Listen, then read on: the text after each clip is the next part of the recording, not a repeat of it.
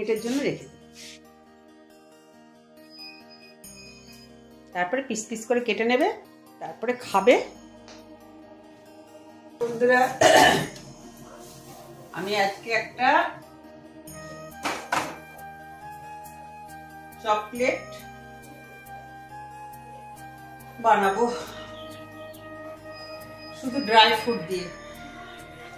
এখানে একটা নিচে একটা পাতিল আছে, এখানে গরম জল দিয়েছি, আর উপরে দিয়েছি কড়াই। চকলেট, হোয়াইট চকলেট, আর এখানে কিছু আছে, ওই কি বলে এগুলোকে, বাদামি এক ধরনের নাট। এটাকে আমি এখানে ছেড়ে দিলাম। এবার কন্টিনিউয়াস নাড়তে হবে এটাকে। জল যেন এক ফোঁটাও না লাগে, জল দিলেই গন্ডগোল হয়ে যাবে। ধরে এইভাবে নাড়বে। নাটগুলো দিয়ে দিলাম কারণ চকলেটটা ঢুকে যাবে ভিতরে। হালকা মিল্ক দিয়ে দিলাম। এরপর দিয়ে দিলাম ওয়ালনাট গুলো। আমি ড্রাই করে এয়ার ফ্রায়ারে ড্রাই করে ছালটাল ছাড়িয়ে পরিষ্কার করে রেখে দিয়েছি, এগুলোও দিয়ে দেবো।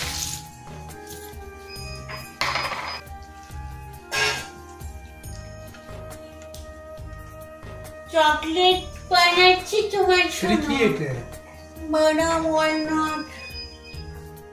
হ্যাঁ, ওয়ালনাট বাদাম দিয়ে চকলেট বানাচ্ছি। ওয়ালনাট আর ইগুলো দিয়ে দাও। কিগুলো? হ্যাজেলনাট গুলো। হ্যাজেলনাট দিয়েছি তো।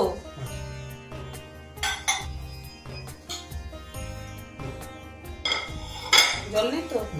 ভালো ভালো। Hazelnut, walnut.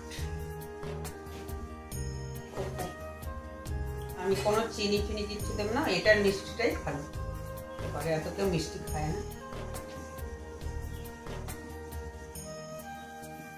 ব্যাস দিয়ে ওই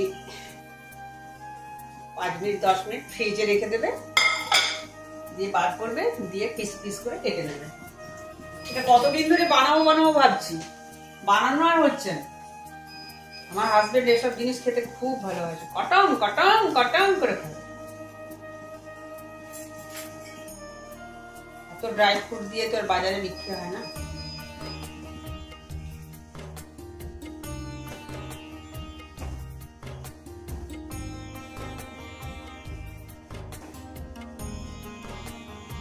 চকলেটটা দেখবে যখন একদম মেল্ট হয়ে গেছে তখন নামিয়ে দেবে। এখন আমার চকলেট দু একটা মেল্ট হতে বাকি আছে। চকলেটি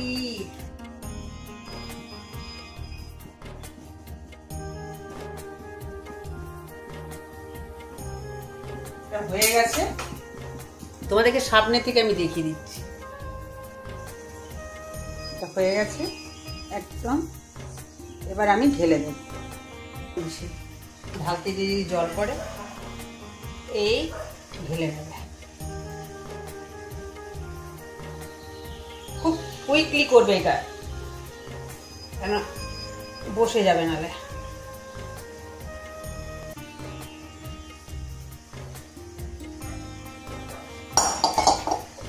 এবার এইভাবে বসিয়ে দেবে।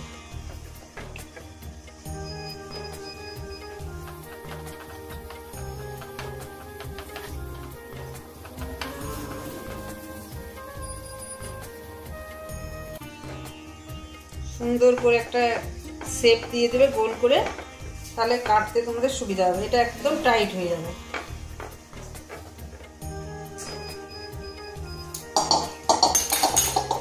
দেখো, এবার আমি এটাকে ফ্রিজে 10 মিনিটের জন্য রেখে দেবো।